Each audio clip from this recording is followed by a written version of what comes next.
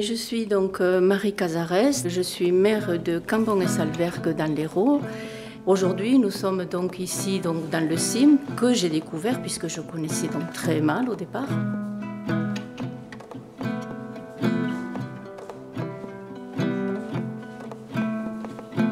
Alors le CIM, c'est le centre d'interprétation des mégalithes, c'est un lieu mythique. Pour moi, c'est magique de venir ici. J'adore la pierre, bien que je la connaisse très peu, parce que nous sommes quand même donc, avec des pièces monumentales, donc une grande valeur historique, et je pense même sentimentale donc, pour ceux qui ont vécu ici donc, beaucoup plus longtemps que moi. Et il est vrai que j'attache beaucoup d'importance donc, à cette conservation de ce patrimoine, qu'il doit le demeurer, rester et surtout le faire reconnaître pour qu'il puisse continuer à vivre. Mon tout premier déclic pour la pierre, avant d'en arriver donc à ces monuments, c'était les murets, les murettes, mettre les pierres les unes sur les autres. Ça a été mon premier coup de cœur pour la pierre. Et la seconde que j'ai eue, c'est donc à Salverguette, sur la commune de Cambon aussi, une statue menhir donc qui était là, qui était pas à l'abandon, mais qui n'était pas mise en valeur. Et quand j'ai vu ce monument, je me suis dit, mais cette pierre, tu ne peux pas la laisser là. Voilà mon déclic.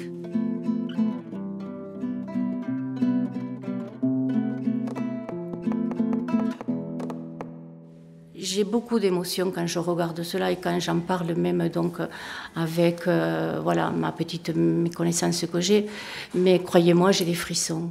Quand je vois donc ces dessins, quand je vois ces chefs-d'œuvre, je me dis, mais quelle valeur ils avaient ces hommes-là à l'époque. Je dis hommes parce que je suppose que c'était que des hommes qui faisaient cela.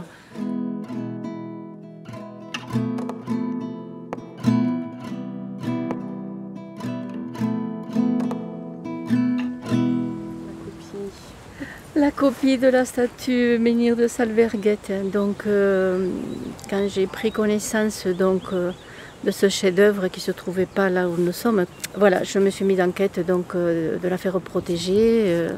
Étant à l'époque élue au parc, donc je fais intervenir le parc, ils m'ont beaucoup aidé pour convaincre la famille Fage, propriétaire des lieux, donc, de la céder, ou en tous les cas de la protéger, qui se trouve donc l'original se trouve au musée de Saint-Pons-de-Thomières aujourd'hui. Et je suis arrivée à convaincre les propriétaires donc, de passer ce pas en fait en leur offrant une copie qui a été réalisée par Monsieur Lamoureux, tailleur de pierre donc à Saint-Pons, et avec du granit donc local. Donc voilà la statue menhir de Salverguette avec une copie où je suis même devant une copie, je suis quand même très émue.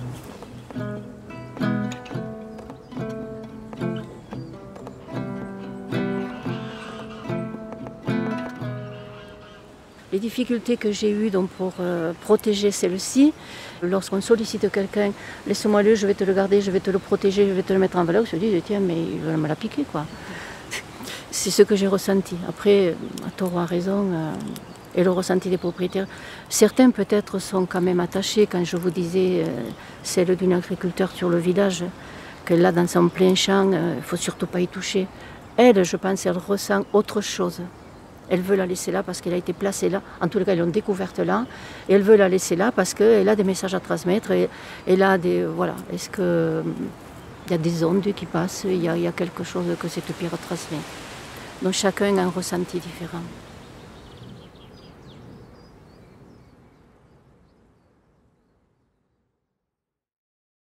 Je m'appelle Francis Cross.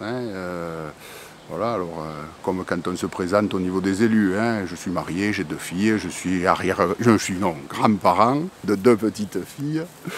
Sinon, ensuite, je suis enseignant, je suis professeur de technologie au collège de Laconne. Voilà, donc je ne peux pas être plus près de la Salvetat. Et en fait, j'ai réussi à pouvoir exercer mon métier sur ce territoire qui m'a vu naître. Et ça, c'est important. C'est quand on arrive à faire ce qu'on souhaite à l'endroit où on veut, je crois que c'est le début du paradis.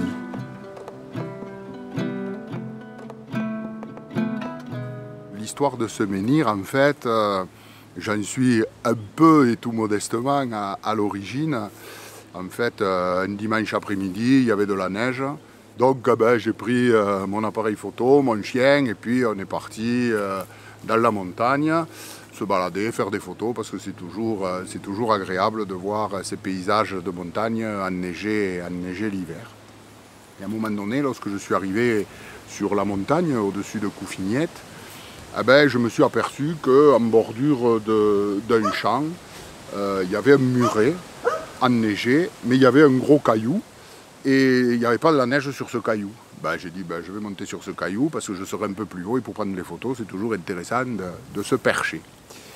Et quand je suis monté sur ce caillou, en fait, je me suis aperçu, mais immédiatement, que il avait été travaillé, il y avait des gravures, etc. Alors, bon, immédiatement, j'ai pensé à menhir, parce qu'en plus, mon père avait écrit un livre sur la Salvetat, et donc j'ai baigné aussi dans ces histoires de menhir, de pierres gravées, de cupules, voilà. Et j'ai dit, ça a tout l'air d'être un menhir. En fait, le fait de découvrir cette statue menhir, de suite, comment dire, quelque chose s'est passé, quoi. Voilà, mais j'ai eu un souvenir immédiatement de mon père avec ce qu'il m'avait appris, de la ceinture, le poignard, les deux yeux, les trous qui font les yeux, la bouche. Ce qu'il y a, c'est que j'étais sûr que c'était une statue menhir. Ça, c'est clair. Je dis, tu te trompes pas. C'est pas la nature qui a fait ces tracés, ces gravures, quoi. C'est clair. Et quand j'ai appelé M. Rodriguez, Gabriel Rodriguez, j'ai dit, j'ai trouvé une statue menhir. J'ai pas dit, je pense que... Non, j'ai dit, je suis sûr de moi. La particularité de ce menhir, mais ça, moi, je ne l'ai pas vu immédiatement, c'est que ce menhir n'a que 4 doigts. Et donc, voilà, c'était une des spécificités de cette pierre gravée. Après, il y a la ceinture, il y a le poignard, voilà. Et l'idée a été donc de dire il faut mettre l'original à l'abri, hein, parce qu'il faut éviter qu'il s'abîme, etc. Et on fera refaire ce menhir par un tailleur de pierre. Voilà. Bon, après, on a décidé de l'implanter sur le hameau le plus proche du lieu de la découverte.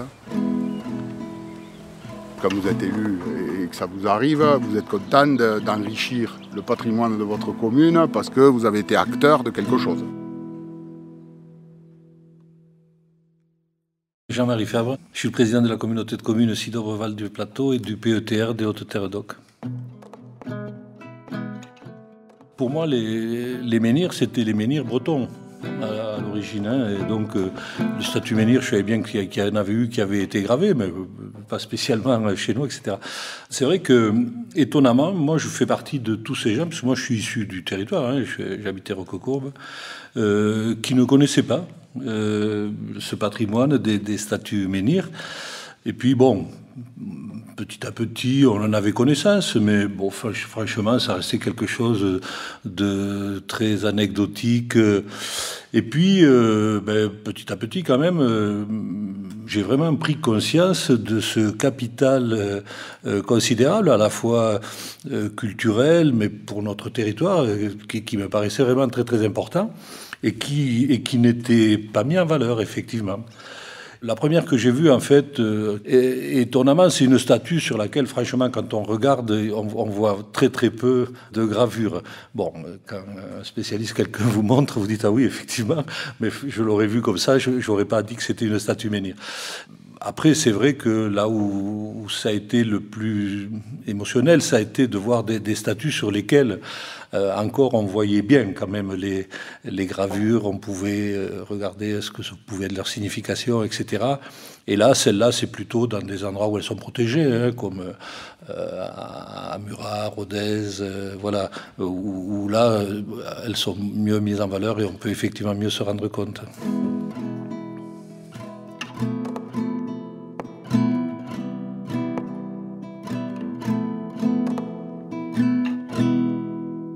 Moi, je trouve que c'est une richesse pour ce territoire et que ce serait vraiment dommage de passer à côté, même en simple terme de notoriété. Donc, enfin, moi, j'ai découvert plein de choses sur les statues menhirs parce qu'à partir du moment où je savais, mais ça, il y a quand même quelque temps qu'elles existaient, Voilà, vraiment, après, tout le reste, je ne savais absolument pas. Le fait qu'il y en avait qui étaient masculines, féminines, le fait qu'il y en avait qui étaient gravés recto verso, le fait que... Enfin, il y a tout un tas de choses que vraiment, en tout cas, moi, j'ai découvert à ce moment-là, quoi. Je comprends tout à fait l'attachement des personnes qui ont découvert une statue menhir, qui l'ont chez eux, et entre l'attachement à conserver ce patrimoine qui est chez eux et la nécessité quand même de le protéger, parce qu'on voit bien que les dernières années sont les années où ils se sont le plus abîmés, et où il faut effectivement essayer maintenant de faire en sorte à la fois de ne pas déposséder les gens qui puissent en profiter, mais aussi à la fois de le protéger.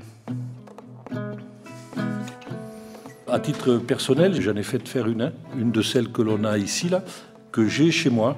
Et mes enfants, mais mes petits-enfants, c'est quelque chose de très très important pour eux. Ils ont une petite médaille qui est une copie de la statue menhir, et c'est très important. Ils sont très très concernés et ils connaissent bien, du coup.